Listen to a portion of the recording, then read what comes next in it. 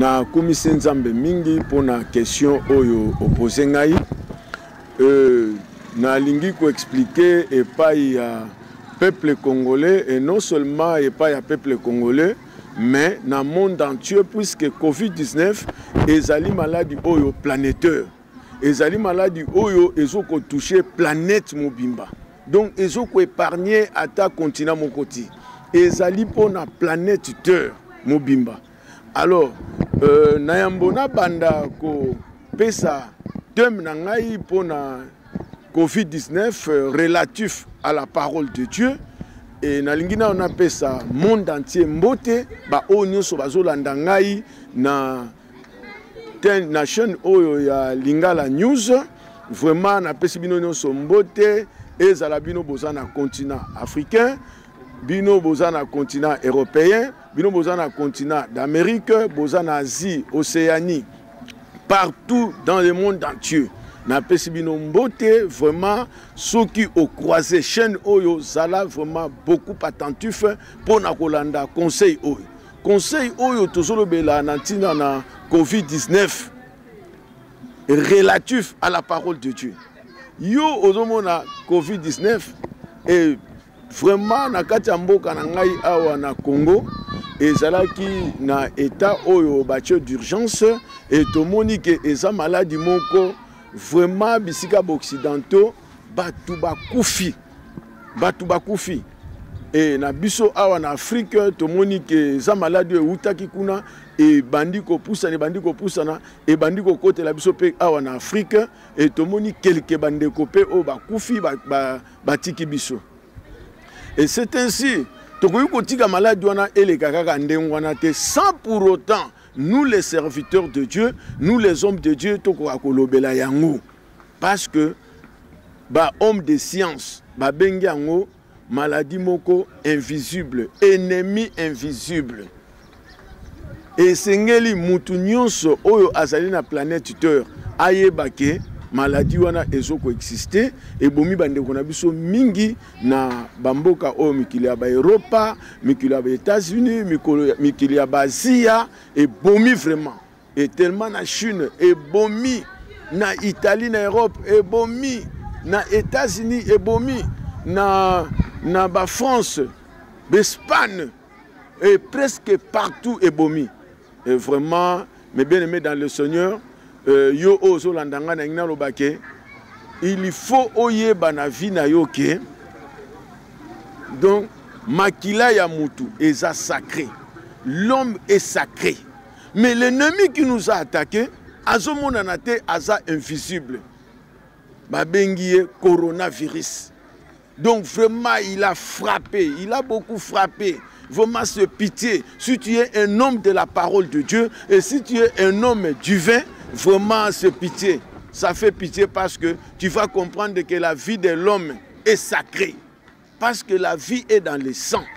Et tant que les autres tangandengwana, to père de bandeko belé, surtout dans même qu'il a Europe, bandeko belé to yebaki, lelo o bazoko apprendre de biso ke bakufi, to moni bangote, et bandeko belé aux États-Unis o to yebaki, bazoko apprendre de biso ke bakufi, bandeko na biso musu bakende na Chine, bazoko apprendre de biso ke donc inutile zelaye sa kufa na coronavirus.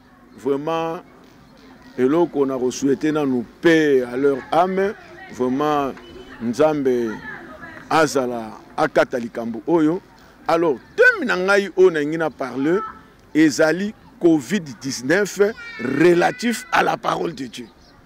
Mais bien aimé tomoni na mboka na ngai awa Congo Kinshasa eza na mukonzi ya mboka tangu maladie ezobanda depuis date ya le 19 mars protocole le 20 mars il avait décrété l'état d'urgence na kati ya mboka, l'état d'urgence sanitaire et que batu bakoyi ko bouger te ba voyage ezate ba frontière ekangami donc batu bava na bandaku pona maladie oyo vraiment esala ki panique. Mais le problème c'est quoi? Tomoni tangu maladie oyo malgré durée nango et diraki et tomoni état d'urgence babandi kolongolango malembe neti na mboka na ngai. Mais tokoka mwate na dernière étape oyo avant dernière étape oyo tant mokonzi ya mboka a décrété à Longoli à déconfinement, à déconfiner état d'urgence na mboka oyo Congo, et surtout concernant Babar.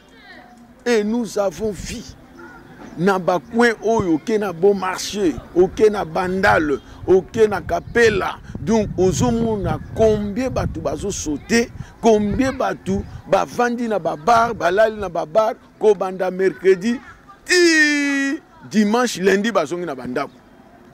Nazolekana na avenue wana na moni mutu mususu azui abimisi soki Beaufort, soki masangani neskisenga naza na ntina koyeba ngo te, atie na munoko azui brosse à dents, azo brosser na masanga. Oh peuple, ozoyeba te, ozoyeba sika na yo te. Mais sache-le très bien que nazoyeba sa que ton corps là que tu as, c'est un corps sacré. Aujourd'hui, nangina parlé na kati ya mukanda ya Nzambe. Et ça qui na histoire moko ya Jésus-Christ de Nazareth ayaki na mokili oyo, mission oyo Jésus ayelaki na mokili oyo, n'est-ce pas pour sauver l'humanité, azwa vie na ye, a consacré yango pona mabe na biso. Mais komaki na tamo we bato babosani yango. Bakangeli mitif parce que tu te fais roi. Bakei ko funda ye, ba memie bisika mokonzi Pilate, alors tant ba memie kuna me bien aimé, et komaki jugement. Et komaki jugement. Alors, donc babandi ko sambisa ye, mokonzi Pilate amoni ata défaut moko epa na Jésus te. Abimi ayebisi bango ke mutu oyo bofundi epai na ngai. Na moni na défaut moko ti. Alors pourquoi bofundi epa na ngai? Oh non, soki yo o moni na défaut te, mais biso to moni na défaut parce que il s'est fait roi. Motif bokangeli yango no abi bon safa. Donc on a un défaut te ngai nazo bimisila bino criminel moko. Criminel wana abomi bana na bino. Criminel wana a violé basi na bino. A violé bana na bino abasi. A égorgé bana na bino ya mibali. Alors na place que bino bo condamner mutu oyo aza innocent. Nga moko etant que gouverneur na trouvé innocence kati na ye. Alors tika na bimisila bino criminel oyo oyo asali rage na kati ya mboka oyo. Comme ça Tobo maye na place ya oyo. Mais bien aimé dans le Seigneur, peuple juif fait bandimité, balobi que non, tondimi malgré ye abomaki bana na biso mibali, abomaki mibali na biso, aviolaki basi na biso, aviolaki bana na biso ya basi. Tolingi kaka ye. Bo libérer biso Barabas, botike la biso et bo libérer biso Barabas, tobo ma Jésus-Christ de Nazareth. Mais bien aimé, vraiment, malgré cela, le peuple avait choisi Barabas. Mais nous devons savoir que l'histoire était que Fils de Dieu était venu dans ce monde de part que Akoka consacré Vinaye, à Koufa, à souffrir.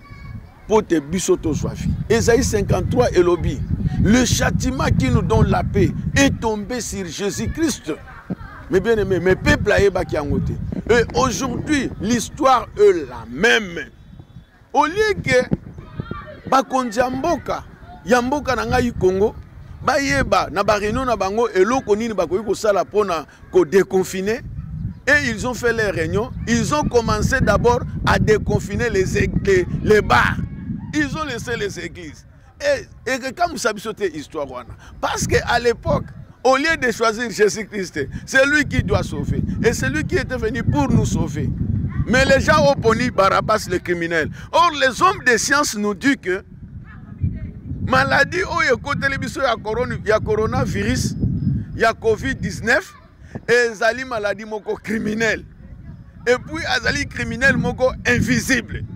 Et ils ont oublié, ils ont déconfiné d'abord les bars pendant que les gens quand ils sont partis là-bas, talandenge bakanganaki. Et ceux qui malades doivent zali awana Congo.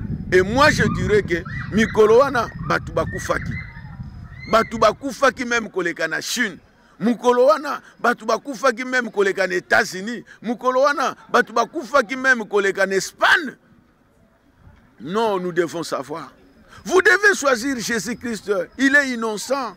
Vous devez choisir Jésus-Christ parce que Jésus-Christ, il a la vie éternelle. Jésus-Christ, il est le sauveur. En Jésus-Christ, nous avons l'amour. En Jésus-Christ, nous avons la conscience bien conscientisée. Mais vous choisissez Barabbas pendant que Barabbas est criminel. Vous choisissez coronavirus, Covid-19, pendant que Covid-19 c'est un criminel invisible. Et aujourd'hui, toujours il faut qu'on un masque. Et masque, on ne disconvient pas. Oh, mon Konzamboka, chef de l'État, Papa Félix Tshisekedi, ces gens-là qui t'entourent, qui s'appellent tes conseillers, ils devaient comprendre pour vous conseiller, Yosa chef Nabiso, ba conseiller que tangu Tozalina, ennemi invisible, Oyo Babengi Covid-19, regardez dans des bars, sillonnez dans des bars, Kende na veni mon pono, Otala, combien Batubazo Koufa, puisque Balobi distance à 100 mètres, puisque Balobi et Sengeli, Tola taba masque, mais Kende na babar, Batubazo ba masque te, Kende na babar, na bar, combien Batuba Kangani. Donc, place à koleke sate, soko ke place le roi mon pono. Même na moto, moi oleke sate. Olongwe wana, na ke na bon marché, na cheta, na repè sa publicité te.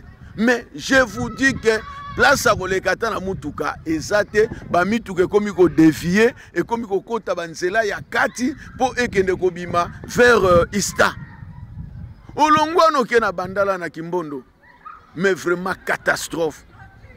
Pourquoi nous ne voulons pas conseiller au chef de l'État un vrai conseil pour sauvegarder la vie de l'homme? Parce que la vie de l'homme est sacrée, mes bien-aimés dans le Seigneur.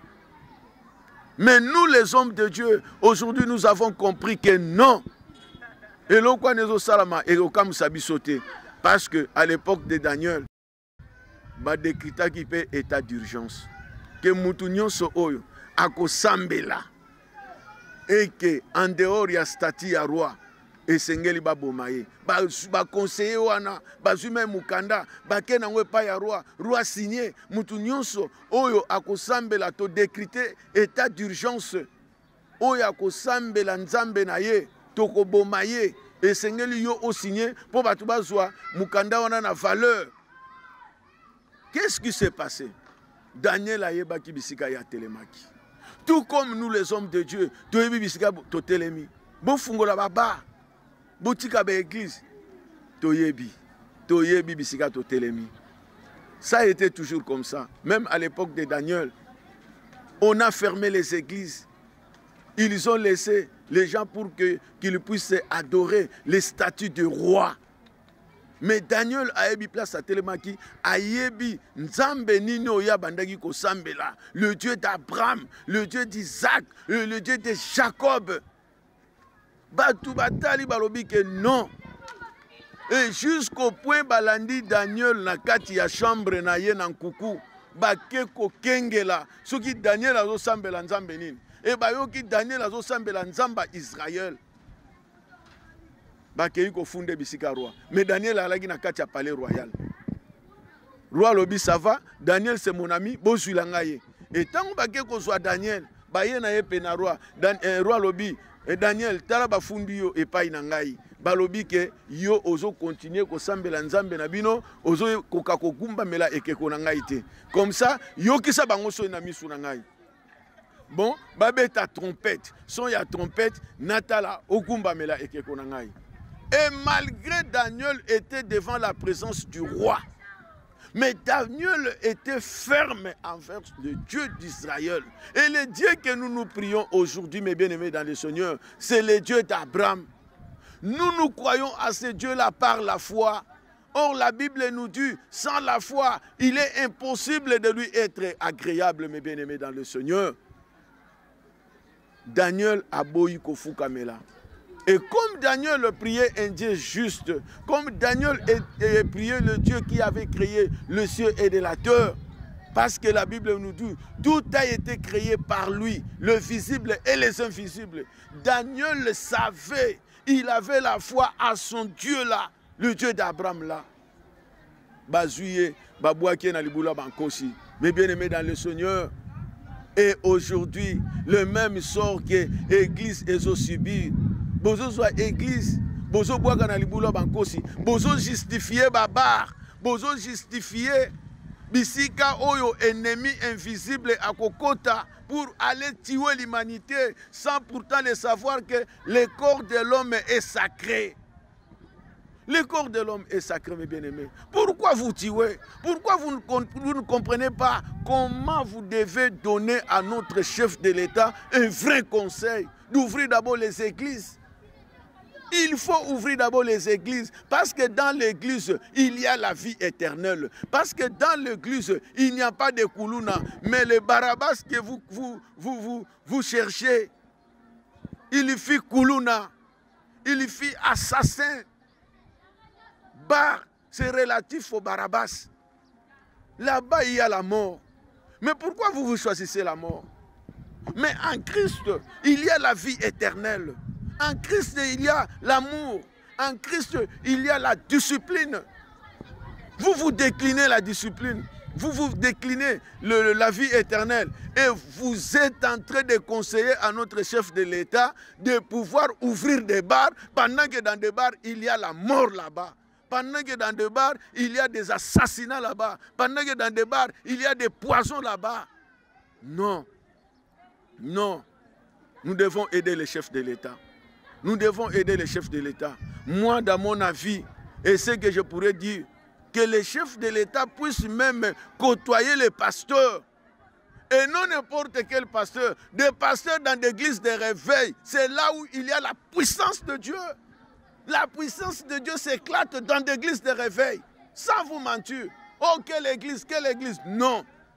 Vous êtes en train de dire que dans l'église de réveil, il y a des désordres. Non. Je te dirais non. Dans l'église de réveil, c'est là où s'éclate la puissance de Dieu. Et nous avons compris que la puissance de Dieu, c'est dans des églises de réveil. Chez nous, les pasteurs d'église de réveil.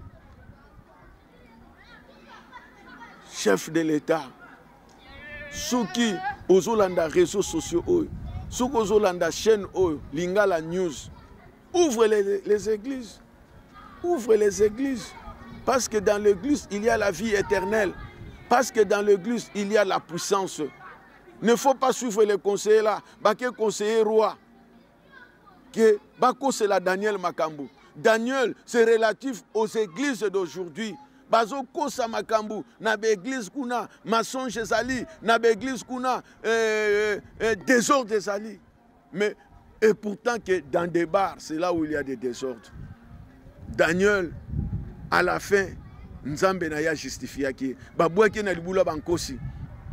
Mais Nkosi, les lions des tribus de Juda, Daniel a komaki Nkosi. Daniel a komaki Nkosi. Et c'est comme nous, les serviteurs de Dieu, nous sommes les ambassadeurs de Christ, comme dit dans 2 Corinthiens chapitre 5, verset 17, au Kititina 21. Nous sommes des ambassadeurs de Christ.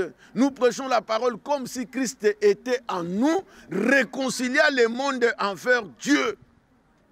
Nous sommes des ambassadeurs. Nous sommes des intouchables. Attention, Yom Tozo Simba ba Église. Attention, attention. Et message Nazoko Pesa. Revenez à Christ. Bongola Moutema Nayo. Toi, le conseiller des chefs de l'État, Yo Ozali Nzinga Nzinga, chef de l'État. Non, il faut se repentir. Il faut se repentir. Nous ne pouvons jamais dire au peuple de choisir d'abord Barabbas, de laisser Jésus. Et parce qu'en Barabbas, il y a la criminalité. Et vous-même, vous disiez que les hommes de science, et ça, la maladie criminelle, Covid-19, et vous ne savez pas que criminel, yewana zana baba. Et vous ne savez pas que dans des églises, bisika oyo vie, il y a peuple ekobika, bisika oyo délivrance ezali, bisika oyo vie éternelle ezali. Répands-toi, répands-toi. On ne se moque pas de Dieu. La Bible nous dit, c'est que l'homme aura semé, les moissonnera. Les moissonnera. Et vraiment, pour terminer mon message, Nalingi, Ogumba Mutunayo, Nabonde la Ponayo. même yo mutozo landangai nalingi o gumba mutu na yo ona bondela pona yo nalingi na bondela zala concentré. Dieu tout-puissant, tu es au-dessus de tout. Tout a été créé par toi et pour toi, le visible et les invisibles. Papa, natangu oyo nasengi pardon pour na ba conseiller ya chef de l'État. Papa, natangu oyo nasengi pardon pour na un quart ya peuple congolais. Au lieu que dans leur vie, qu'ils choisissent Jésus-Christ et dans leur vie, ils ont choisi Barabbas, c'est-à-dire ils ont choisi de bars. Parce que dans des bars, il y a des morts là-bas. À l'église, il y a la vie éternelle. Papa Kotali Kambwa Congo. Papa Natiki Bakonjamboka ya Congo na maboko na yo. Kobanda na présidence de la République. Tina institution ya Souka. Papa Natiki armée congolaise na maboko na yo. Natiki la police congolaise na maboko na yo. Papa Natiki ba pasteur ya Congo na maboko na yo. Papa Natiki peuple congolais na maboko na yo. Natiki bana na nzambe oyo bazana posa ya évangile na maboko na yo papa. Na bonde liboye sinon à ma parole. Comme Élie était un homme de la même nature que nous, il avait ordonné pendant 3 ans et demi que la pluie ne tomba pas. Et la pluie ne tomba pas. Seigneur, toi tu es toujours derrière la parole de tes serviteurs. Et je prie ainsi, comme la Bible nous dit, tout ce que vous demanderez en priant, croyez que vous l'avez reçu et vous le verrez s'accomplir dans le nom tout-puissant et merveilleux de Jésus-Christ. Amen.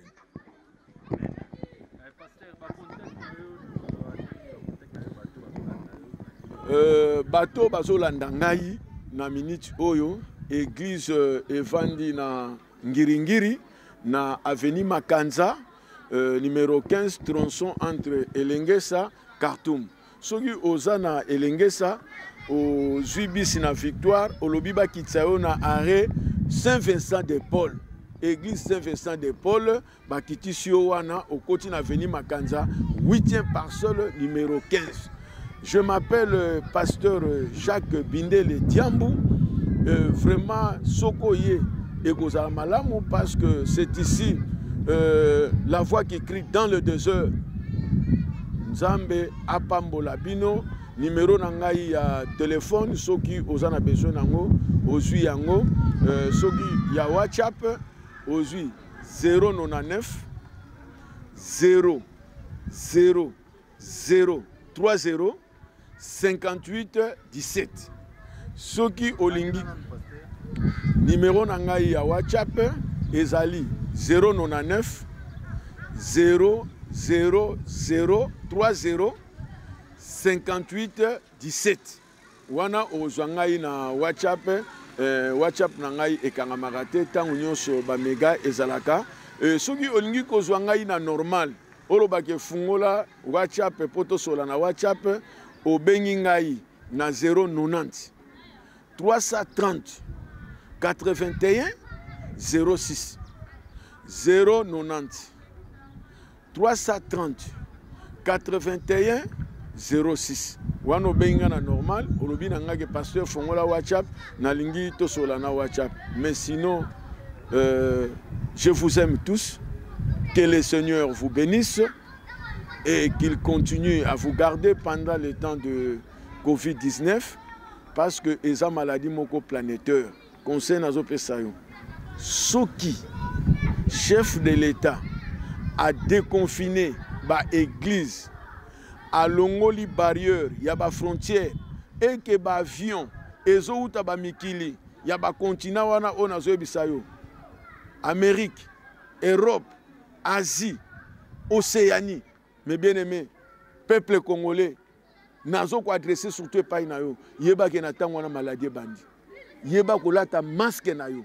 Et s'il s'agit ko lata bagan, yeba ko lata même bagan. Wana vraiment soki ba vol et bandi, maladie et bandi ko uta kuna et bandi ko kote la biso na Congo. Wana ezali seul conseil étant que pasteur, homme de Dieu, na kopesa au peuple congolais. Keba. Merci.